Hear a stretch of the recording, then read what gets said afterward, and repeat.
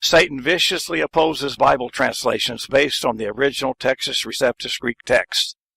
For hundreds of years, the Catholic Church controlled people by forbidding translation of the Bible. Since people had no Bible in their language, they didn't know that Catholic teachings disobeyed and opposed Bible teachings. In the year 1384, John Wycliffe completed the first translation of the whole Bible into English. He died the 28th of December that same year. He translated from the Latin Vulgate, so his translation was not perfect. Nevertheless, his translation caused people to question the sincerity and truthfulness of the Catholic Church. And for this, the Papists despised John Wycliffe so intensely that, in 1428, 44 years after his death, at the order of Pope Martin V, his remains were dug up, burned, and cast into the River Swift. William Tyndale was a gifted linguist with a master's degree from Oxford University, whom God called to translate the Bible from the original Masoretic Hebrew and Textus Receptus Greek text into English, which was still against the law at that time. Hearing a Catholic clergyman say, "We had better be without God's laws than the Pope's," Tyndale responded, "I defy the Pope and all his laws. If God spare my life ere many years, I will cause a boy that driveth a plow to know more of the Scripture than thou doest." Tyndale believed Acts 5:29. We ought to obey God rather than men. Trying to avoid breaking the law, if possible, Tyndale asked the bishop in authority over London, Cuthbert Tunstall, for permission to translate the Bible. Tunstall denied permission. Therefore, Tyndale fled to Europe to translate the Bible anyway, as God had called him to do. In 1526, Tyndale published the first translation ever of the Textus Receptus Greek New Testament text directly into English. It was printed on the newly invented Gutenberg printing press and smuggled into England to the common people. Like an atomic bomb exploding, Tyndale's translation blew away the deception covering the heresies and hypocrisies of the Church of England and Roman Catholic Church. But at this point, Tyndale was running short of funds. Nevertheless, God was watching over Tyndale. Bishop Tunstall, condemning Tyndale's translation, paid a high price to purchase all the copies from a merchant friend of Tyndale and then publicly burned them. Tyndale's merchant friend gave all the profit from the sale to Tyndale, who joyfully used it to print another more numerous edition, which he then smuggled into England. Tunstall and other Church of England leaders were furious and viciously slandered Tyndale and sought to kill him.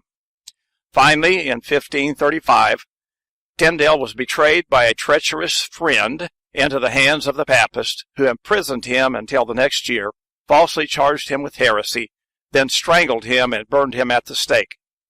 Tyndale's last words were, "Lord, open the King of England's eyes." The King James Version of the Bible is considered by many to be the fifth and crowning revision and purification of Tyndale's translation. It is said that 84% of the King James Bible is exactly as Tyndale translated it. The King James translators merely updated archaic spelling and corrected errors. Critical text advocates attempt to discredit the King James Bible by falsely claiming that King James was a homosexual. He was not. He was the father of 7 children, all from one wife. But personal attacks and slander are standard operating procedure from the Nicolaitan critical text crowd. Most people don't realize how greatly the influence of Brooke Westcott and Fenton Hort upon modern Bible translators has hindered world evangelism. Westcott and Hort denied the verbal inspiration and infallibility of the Bible, denied the substitutionary atonement, advocated baptismal regeneration, and were not afraid to alter the Bible to make it teach their views. These men took 2 old corrupted New Testament manuscripts which contradicted each other in over 3,000 places in the Gospels alone, and combined their errors into one exceedingly corrupted text which deviates from the Textus Receptus Greek text and thus also from the King James Bible in 8,413 places. Here is a page from the corrupt Codex Sinaiticus.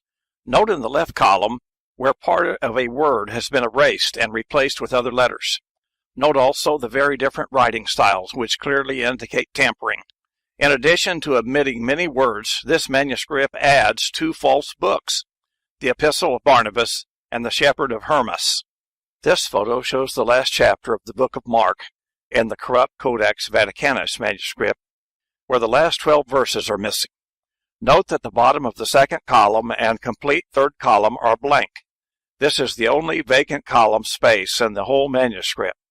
Probably a scribe was instructed to leave them out, but left space for them just in case his boss changed his evil mind. Dean Virgin, a great Bible scholar contemporary with Westcott and Hort, correctly said that the text of these two codexes is very nearly the foulest in existence, exhibit fabricated texts, and are covered all over with blots, and are indebted for their preservation solely to their ascertained evil character. That is, they survived in such good physical condition only because they were so obviously corrupt that no one used them. The composite text made from these two codexes by Westcott and Hort is even more evil because it contains their combined errors. Sadly, the corrupt Westcott and Hort text, as edited by Nessel, Aland, Black, Martini, Metzger, and Wigren, became the source text used by translators of the United Bible Societies and Wycliffe Bible translators, and is the source text for the RSV, the New World Translation of the Jehovah's Witnesses, the NIV, the 1960 revision of the Reina Valera Spanish Bible, and the Ala Bibles of the Maga Alkitab, Indonesia. This man, Dr. Eugene Nida, trained translators for the American Bible Society, the United Bible Societies, the Summer Institute of Linguistics, and Wycliffe Bible translators. He negotiated an ecumenical translation agreement between the American Bible Society and the Roman Catholic Church to make translations that would not offend the Catholic Church. Nida brought the dynamic equivalence translation method to Bible translation. He taught translating thoughts instead of words. The problem with this is that words represent thoughts. So when you change the words, you change the thoughts. Dynamic equivalence is a license to corrupt while translating. God is concerned about the words, as these verses show. For I testify unto every man that heareth the words of the prophecy of this book. If any man shall add unto these things, God shall add unto him the plagues that are written in this book. And if any man shall take away from the words of the book of this prophecy, God shall take away his part out of the book of life, and out of the holy city, and from the things which are written in this book. Dynamic equivalence, translations of the corrupt critical text of Westcott and Hort, are the most effective hindrances to evangelism ever devised by Satan.